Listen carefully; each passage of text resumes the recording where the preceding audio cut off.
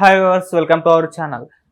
So అటు జగన్మోహన్ రెడ్డి గారు ఢిల్లీ వెళ్ళి మరి ప్రధాని నరేంద్ర మోదీ గారితో మీటింగ్ అయితే ఏర్పాటు చేసుకున్నారు. మరి ఈ మీటింగ్ యొక్క ప్రధాన ఉద్దేశం ఏంటి?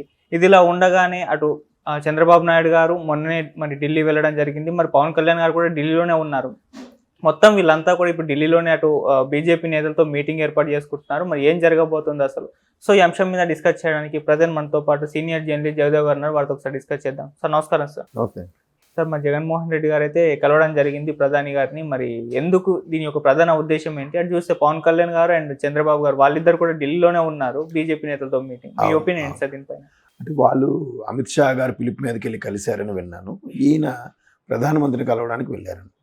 అంటే ఇక్కడ ఏం జరిగిందనేది జగన్మోహన్ రెడ్డి గారు చెప్పాలి, నరేంద్ర మోడీ గారు చెప్పాలి. వాళ్ళిద్దరూ చెప్పలేదు. బట్ ముఖ కవలికలు బట్టి, వాళ్ళు ప్రవర్తించే తీరును బట్టి మీడియా మిత్రులు ఎవరికి నచ్చింది వాళ్ళు రాసుకుంటుంటారు. అయితే ఇవాళ ఆయన్ని కలిసి వచ్చిన తర్వాత బయటికి రాగానే మీడియా మిత్రులు అడిగినప్పుడు కూడా ముఖ్యమంత్రి జగన్మోహన్ రెడ్డి గారు సరిగ్గా స్పందించలేదట. మాట్లాడడానికి ఎందుకో మొగ్గు చూపలే. ఇంకొక మీడియా మిత్రుడైతే పివి నరసింహరావు గారు ఒక తెలుగువారిగా భారతరత్న ప్రకటించడం గురించి అడిగినప్పుడు కూడా ఈయన స్పందించలేదంట. అరే ఎందుకు ముఖ్యమంత్రి ఎందుకో మూడ్ ఆఫ్గా ఉన్నారని ఒకడు అంటాడు. లేదు, లోపలికి వెళ్ళాక వీళ్ళు అనుకున్నది ఏమీ సఫలీకృతం అవ్వలేదు అంటాడు ఇంకో మీడియా మిత్రుడు. లేదు, వీళ్ళేదో మళ్ళీ టీడీపీ గురించి దాని గురించి అడుగుంటారు, అందుకే మోడీ ఒప్పుకోలేదేమో అంటాడు ఇంకో ఎవరికి నచ్చింది వాళ్ళు రాసేస్తున్నారు అది ఆ స్పేస్లో. అయితే ప్రస్తుతం ఆంధ్రాలో రాజకీయ పరిస్థితుల నేపథ్యంలో బీజేపీ టీడీపీ జనసేన కూటమితో కలిసి ప్రయాణించాలి అని తహతహలాడుతున్నదనే దాని మీద చర్చ జరుగుతుంది. అది అందులో కొంత వాస్తవం కూడా ఉంది.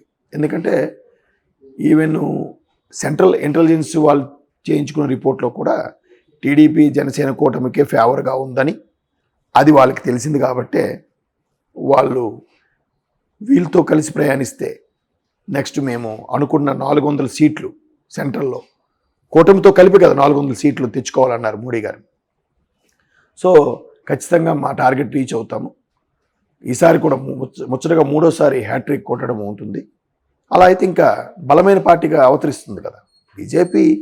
2 ఎంపీ స్థానాలతో ప్రారంభమైన బీజేపీ ప్రస్థానం ఈరోజు భారతదేశంలోనే అతిపెద్ద బలమైన జాతీయ పార్టీగా ఆవిర్భవించింది. అవును, ఇట్స్ గ్రేట్ థింగ్. దానికి చాలామంది జయప్రకాష్ నారాయణ గారు, వాజ్పేయి గారు, అడ్వాణీ గారు మహానుభావులు, పండిట్ దీన్ దయాళ్ గారు, ఇలాంటి గొప్ప గొప్ప మహానుభావులతో ప్రారంభమైన పార్టీ కాబట్టి సాకారమే. అయితే దానికి ఇప్పుడు తిరిగి లేకుండా అవ్వాలి అంటే 2 పర్యాయాలు చేసినప్పుడు కొంత వ్యతిరేకత వస్తుంది కదా, ఆ వ్యతిరేకతను అధిగమించాలి. ఆల్రెడీ అయోధ్య రామ మందిరంతో కొంత వ్యతిరేకత జయించినట్టే, కానీ 2 పర్యాయాలలో కొన్ని వ్యతిరేకతలు ఉంటాయి. ఇప్పుడు కొంతమంది లోన్లు మాఫీ చేయడం, నీరవ్ మోడీ లాంటి వాళ్ళవి, గవర్నమెంట్ సెక్టార్ని ప్రైవేట్ పరం చేయడం, ఇలాంటి కొన్ని ఉన్నాయి. బట్ సర్జికల్ స్ట్రైక్స్ కానీ, ఆర్టికల్ 370 కానీ, కాశ్మీర్ విషయం, ఇట్లాంటి చాలా కొన్ని మంచివి కూడా ఉన్నాయి. అలాగే అది ఆర్థిక ప్రమాణ rate, living cost of living బాగా పెరిగిపోయింది బికాస్ ఆఫ్ బీజేపీ అని కూడా ఒక అభిప్రాయం. అన్ని రేట్లు పెరిగిపోయాయి, డబుల్ అయిపోయాయి. బిఫోర్ కరోనా, ఆఫ్టర్ కరోనా చూడండి 50% రేట్లు పెరిగిపోయాయి. ఇంకా కొన్ని అయితే చెప్పలేము, 100% పెరిగిన కూడా ఉన్నాయి.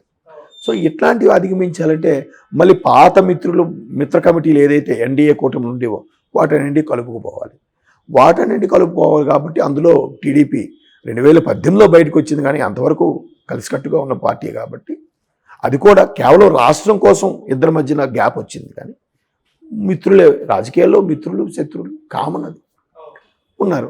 సో ఇప్పుడు జగన్మోహన్ రెడ్డి గారి పరిస్థితి ఏంటి మరి? సో కొంతమంది మీడియా మిత్రులు ఏమంటారు, వాళ్ళని కలుపుకుపోవద్దని చెప్పడానికే జగన్మోహన్ రెడ్డి గారు ఢిల్లీ వెళ్ళారని అంటారు.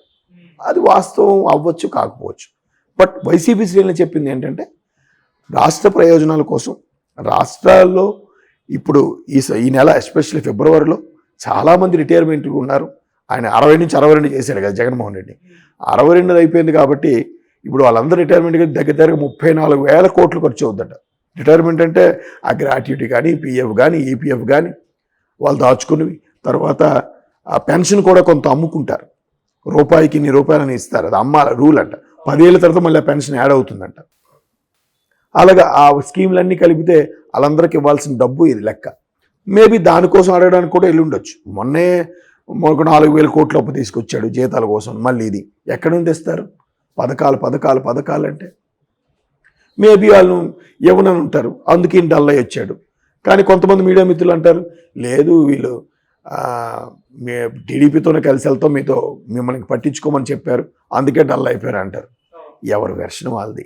ఏం జరిగింది అనేది మోడీ గారు చెప్పాలి, జగన్మోహన్ రెడ్డి గారు చెప్పాలి. మొత్తం మీద వైసీపీకి అయితే మాత్రం కొంచెం గడ్డు పరిస్థితులు ఉన్నాయని అర్థమవుతుంది.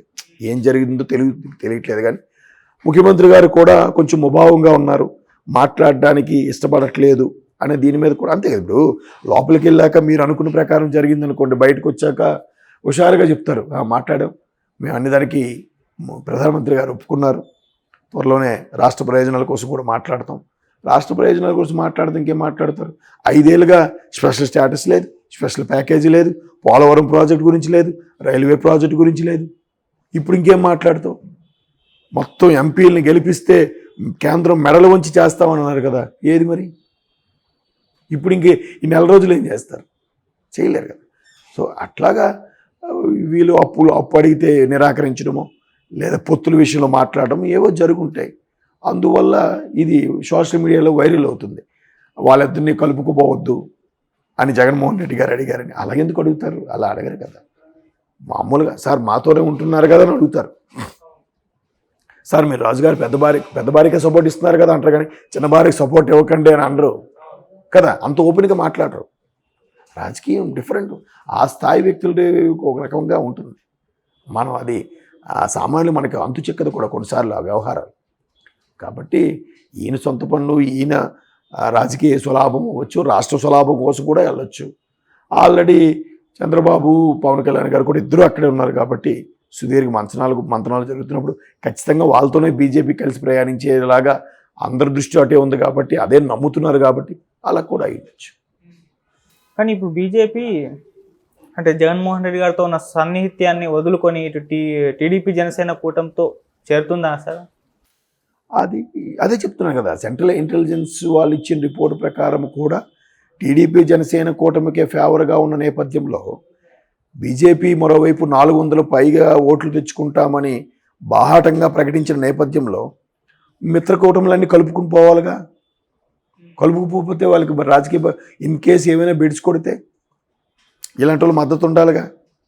వాళ్ళకు ఒక 300 వచ్చాయనుకోండి, 300 వస్తే చాలు, మ్యాజిక్ ఫిగర్ దాటేసినట్టే. 272, 73 వచ్చినా చాలు, బట్ 300 వచ్చే హ్యాపీ.